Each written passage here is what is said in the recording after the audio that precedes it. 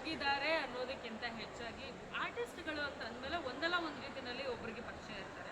So ನಾವು ಒಂದಷ್ಟು ವರ್ಷ ಇಂಡಸ್ಟ್ರಿಯಲ್ಲೇ ಇರೋದ್ರಿಂದ ಕೆಲವೊಂದು ಮುಖಗಳನ್ನ ನೋಡಿರ್ತೀವಿ. ಹೊಸಬರು ಅಂತ ನಾನು ಓಕೆ ವಾವ್ ಹೌದಾ ಅಂತ ನೋಡಿದಂಥ ಒಂದು ವ್ಯಕ್ತಿ ಬಂದು Suresh. So that was a surprise plus probably I felt like saying another ವರ್ತೂರ್ಗೆ. ಅವರು ನೋಡಿದ ತಕ್ಷಣ ಫಸ್ಟ್ ನೆನಪಾಗಿದ್ದು ನನಗೆ ವರ್ತೂರ್ ಥರ ಇನ್ನೊಂದು ಪೀಸ್ ಒಳಗೆ ಹೋಗ್ತಾ ಇದೆ ಅಂತ.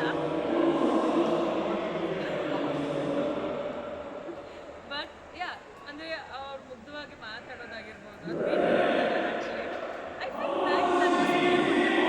ಚೆನ್ನಾಗಿ ಆಡಲಿ ಅಂತ ಐ ವಿಶ್. ಅದ್ರ ಜೊತೆಗೆ ನಂಗೆ ಗೊತ್ತಿರೋರಾಗಲಿ ಗೊತ್ತಿಲ್ಲದಿರೋರಾಗಲಿ ಯಾರ್ಯಾರು ಬಿಗ್ ಬಾಸ್ ಮನೆ ಒಳಗಡೆ ಕಾಲಿಟ್ಟಿದ್ದಾರೆ